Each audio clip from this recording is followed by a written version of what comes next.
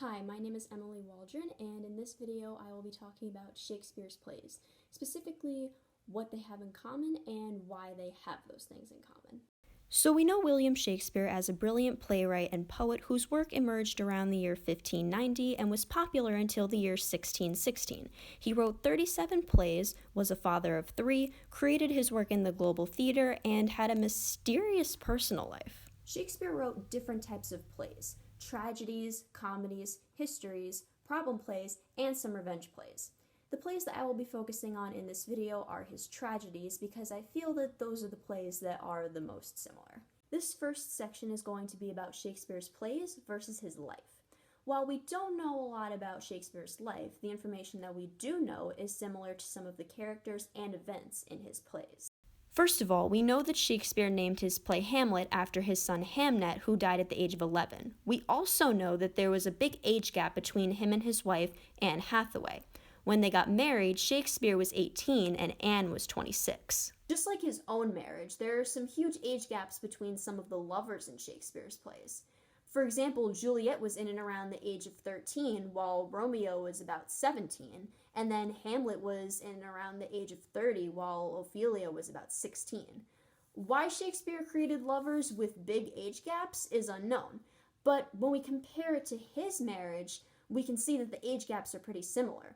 So this is an example of how Shakespeare's plays are kind of similar to stuff that's happened to him in his life. There are some aspects that are similar to his own life. Some scholars speculated that the Shakespeares even had a troubled marriage. While this may or may not be true, it is true that Shakespeare left his wife and kids to travel to London. Both of these aspects are similar to circumstances surrounding the spouses in some of his plays. Either one spouse is missing, or both spouses are present, but their relationships are either dysfunctional or terrifying, or sometimes both. For example, in his play King Lear, only the husband is present and not the wife. When it comes to the dysfunctional and or terrifying relationships, one example is in Hamlet. In the play, both spouses are present, but Hamlet's mother is married to his uncle, who killed his father.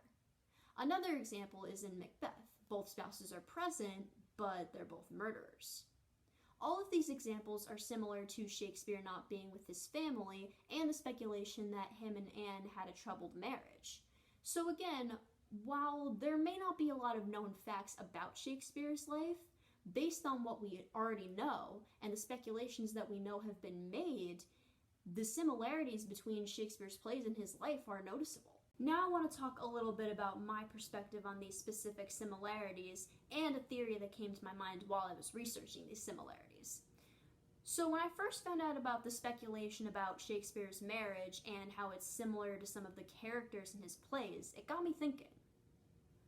What if Shakespeare purposely wrote plays based on his life?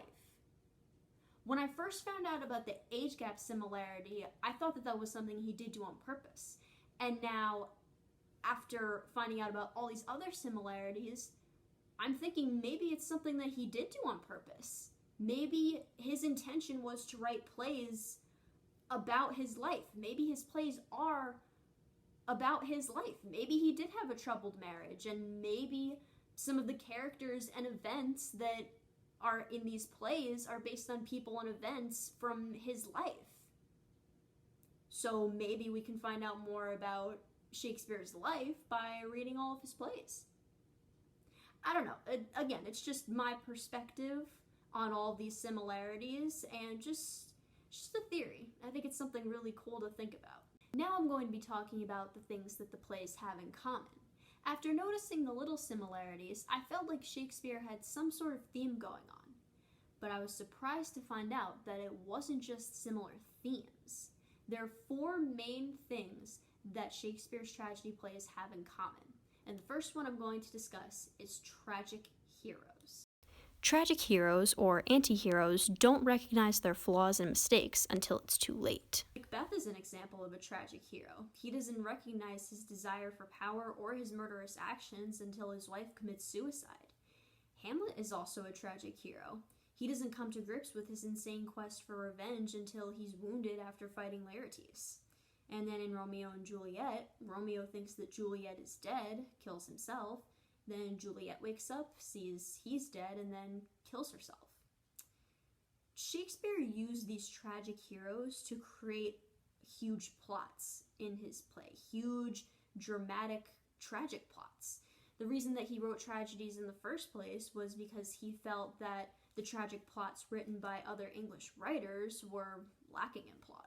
So tragic heroes is just one of the things that these plays have in common. The next similarity I'm going to discuss is recurring themes. Shakespeare's tragedies contain similar themes such as free will, revenge, the corruption of power, and betrayal.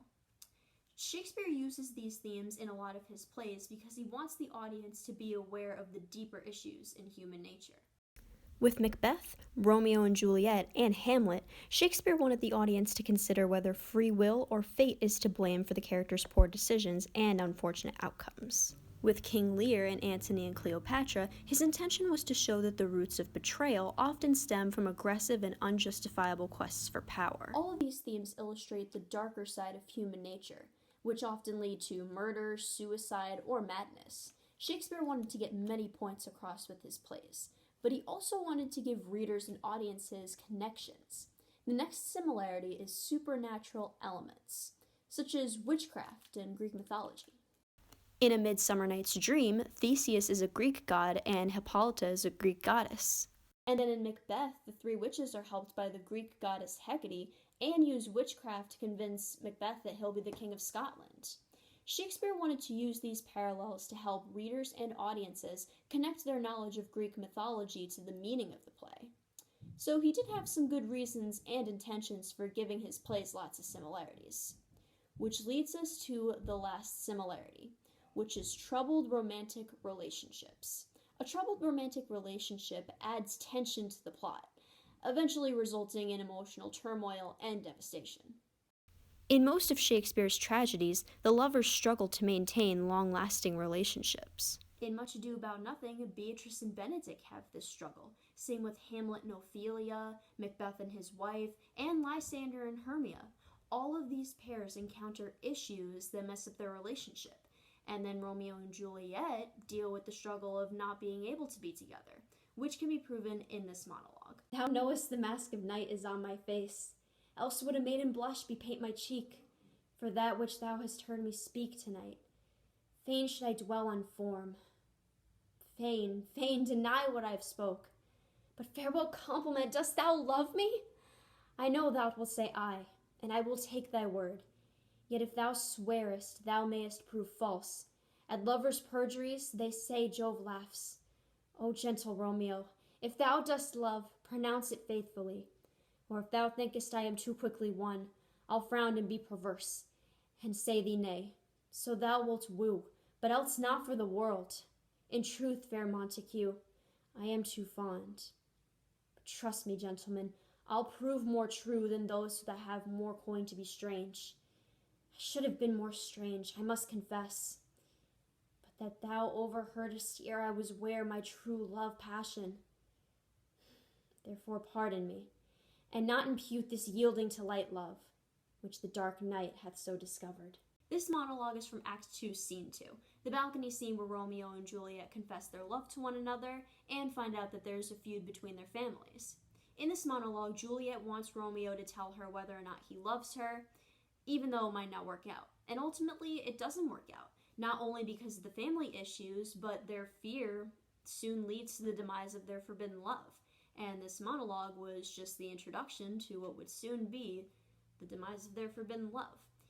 The reason Shakespeare used so many tormented romantic relationships in his plays is because he wanted to show that love doesn't always conquer all. While Shakespeare's plays have a bunch of similarities, they're all still different. But those similarities can affect the story in different ways. For example, Hamlet and Macbeth are both tragic heroes, but they each have different intentions. Sure, they both want to murder other characters, but they have different reasons. Hamlet wants to kill Claudius for killing his father, and then Macbeth wants to kill Duncan and a bunch of other characters just because he wants to be king. This shows that these similar characters can affect the plot in different ways. So while Shakespeare's plays have a lot in common, they're not all the same story. And that concludes my presentation on Shakespeare's plays, what they have in common, and how they're related to his life. Thank you for watching.